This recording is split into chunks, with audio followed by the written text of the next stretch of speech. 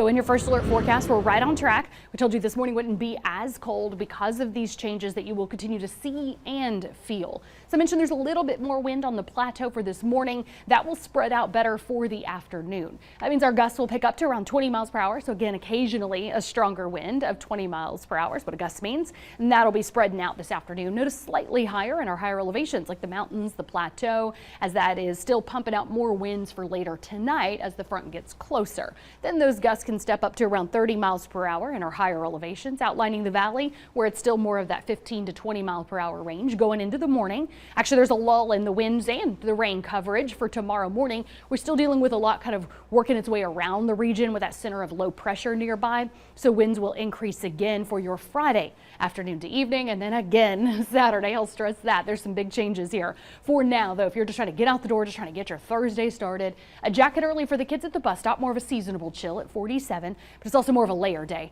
The jacket might be left at school as we do have a mild afternoon still, even with increasing clouds. Wanted to point out, I know a lot of the pumpkin patches and corn mazes open back up on Thursdays for the weekend, but knowing that we have some ups and downs ahead, you might want to get out there today as we only have stray rain. We have more clouds, and yes, it is breezy at times, but we're also still on the warm side. That's 64 at noon, mostly cloudy, 72. That'll be 65 at 7 as the sun is setting. So here's a look at that first alert futurecast as we go from partly cloudy to mostly cloudy for the midday. Occasionally notice some cloud breaks.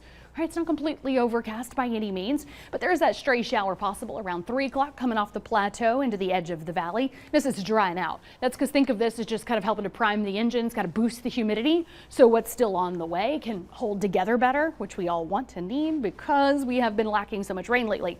A couple of showers then reach the plateau between 10 and 11. Notice more of a batch of rain, some rumbles of thunder here, more moderate to some heavier rain around midnight from the plateau over the valley. If you hear a rumble of thunder around 2 o'clock in the morning, actually, we'll be here at that time, keeping an eye on it, but it is just some general thunderstorms. 80% coverage early morning.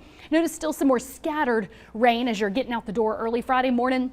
Roads will be wet. I know Kristen will be keeping an eye on your first alert traffic as we have this broken batch of some rain rolling through. Some rumbles of thunder still in the 8 o'clock hour now around Knoxville and east as that main batch moves through. We'll have a couple of showers midday tomorrow and then more widely scattered rain and some rumbles of thunder tomorrow afternoon. So again, the coverage is better early Friday and then still some scattered storms as that slowly drifts east across our area, becomes spotty by the late afternoon to evening, and then we can work on some more changes that we will see and feel going into the weekend. So when I add up that rainfall, again, just those couple of hundredths, try to make it in today, and then it fills in better with tonight's batch, and then a few more help to fill in here for tomorrow. So in that rain forecast where you live, you're looking to be closer to 1/10 to a quarter now in the South Valley, and then you see that lift up to that 1/4 to 1/2 inch in parts of the Central Valley, foothills to mountains. Getting a little choppy 1/4 to 1/2 inch across the plateau. In the latest rain forecast where you live, that moves across northeast Tennessee to far southeastern Kentucky, and then far northeast Tennessee as well with some isolated higher amounts.